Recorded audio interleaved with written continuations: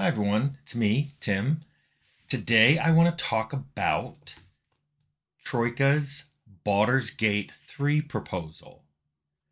I found this in a folder I didn't expect to see it in. I was looking up something about Temple of Elemental Evil to see if I could find the date of the initial proposal that we wrote, and I found Troika BG3 proposal dated July 2003.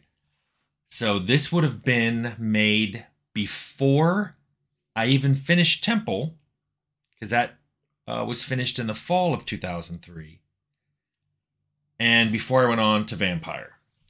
So I read through it, and I thought I'd give you an idea of what we were planning to make.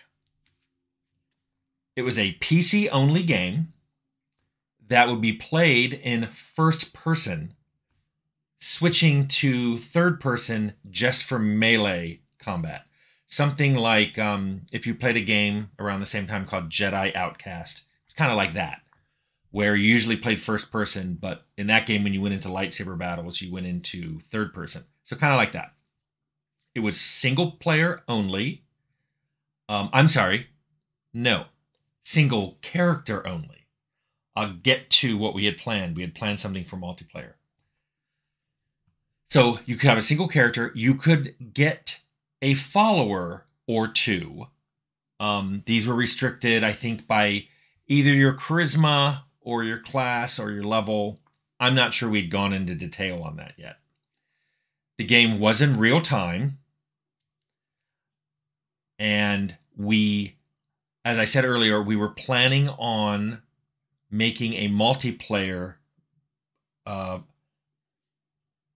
option that if you chose it, you could either be co-op multiplayer, so you and your friends would be in the same group and going on quests together, or we had a competitive multiplayer where you could either fight each other in arenas, or you could both try to go on the same quest and see who finished it first. So it was sort of like sometimes it would be PvP and sometimes it could be you're competing to finish the quest. So as you can see, this whole thing is a very action-oriented version of D&D. In fact, we were rewriting all of the rules. I learned a lesson with Temple, which was making a computer game and try to making it as true as possible to the paper and pencil game. We did that. It's done. Now I wanted to make what I called adapted D&D, which was D&D adapted for being played first person, real time on a computer. It was interesting. This proposal, which I only have a vague memory of making with other people, I mean, we were all so incredibly busy. Most of the team was busy on Vampire, most of the company, and the rest were all on busy finishing up Temple. So this was made quickly. We basically ripped out Intelligence and Wisdom. The adapted D&D design that I proposed only had the 4 physical attributes, meaning strength, dexterity, constitution, and charisma. These would not be rolled.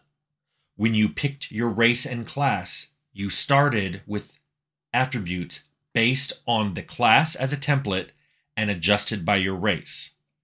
Now, every time you gained a few levels, your attributes would increase, and how they increased was also based on the class. So it was never anything you picked. We introduced a new attribute called fatigue.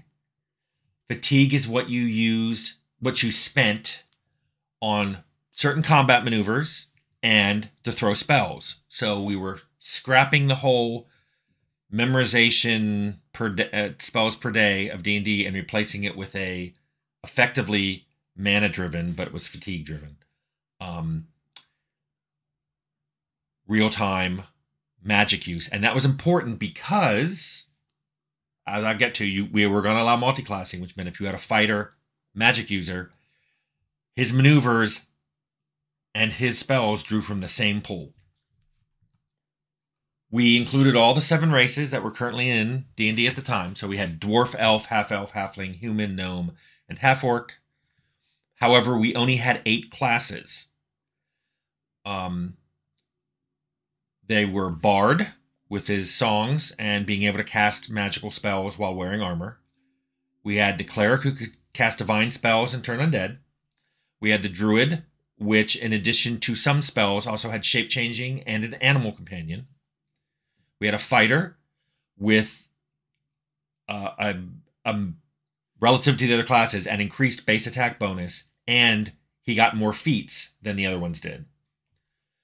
There was a Mage with arcane spells and familiars. There was the Monk with unarmed attacks and an AC bonus when not wearing armor. There was a Ranger who got tracking and archery. And there was a Rogue that got sneak attacks and evasion. So I mentioned that there would be multi-classing and prestige classes. Those worked as you went up level. When you went up level, you could choose to spend that level in any other class you wanted. So that's how multi-class, you could go up a few levels in Fighter and then add a few classes in Mage. We had prestige classes in the design as well. So you could, if you had enough levels in one of those base 8 classes, you could start going into a prestige class. We made a modification to skills and feats. Skills were anything that were player activated. In other words, if the player decided when to use something, it was a skill. Those got increased with skill points that you got every time you went up level. Feats, on the meantime, were always passive. So, for example, your skill with melee weapons or axe, or however detailed we wanted to do it, you might have an axe skill, which determines how you swing your axe and how well you hit. But a cleave feat would be passive, and it's just if there were 2 or 3 people in front of you, you could cleave all of them. Feats were gained 1 or more per level. And I believe the Fighter got the most. At least he got the most at the beginning. He might have gotten the most at every level too. There wasn't ever a balance passed on this. This is the basic design that we submitted as a proposal. Alignment was also changed. Alignment was set. Notice there's no Paladin or Assassin classes. Everybody started off neutral, and your actions determined your alignment. How you floated into lawful versus chaos and good versus evil. XPs were going to be from kills, from completing quests, and every time you successfully used a skill. That would, of course, have been tweaked because some skills are used a lot more frequently, combat skills, but every successful skill use gave you a little bit of XP. The whole thing was going to take place in and around the city of Baldur's Gate. We thought it was important that if we were a sequel, we weren't in a whole new location. Plus, we thought that there's still a lot more stories to be told around Baldur's Gate. The interesting thing about this, too, was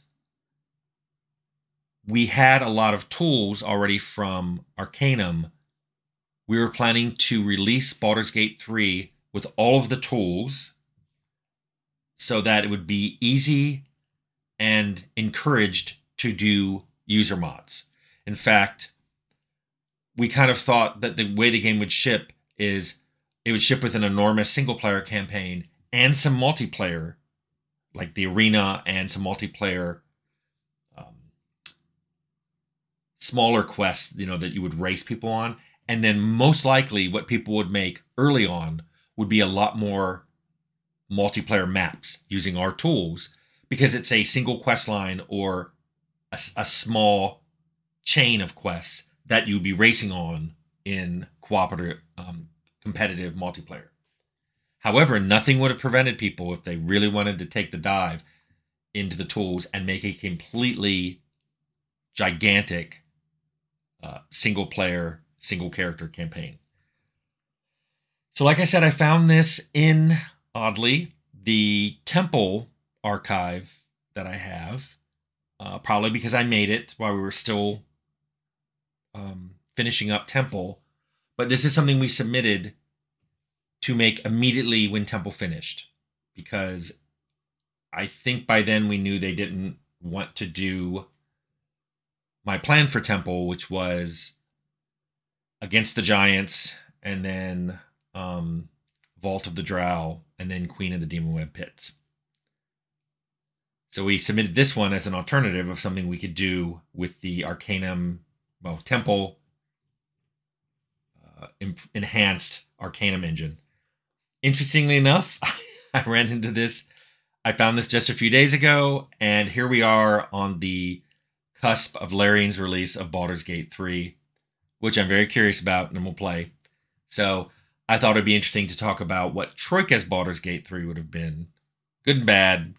Probably not what people expected. Probably after Temple, they wouldn't have expected a real-time, first-person D&D game. But that's what we're planning, and that's what we proposed. And I'm not sure we ever even heard back on this. I think we submitted it, and either we heard no or we heard nothing. But it never happened. But there you are. That's Baldur's Gate 3 proposal from July 2003.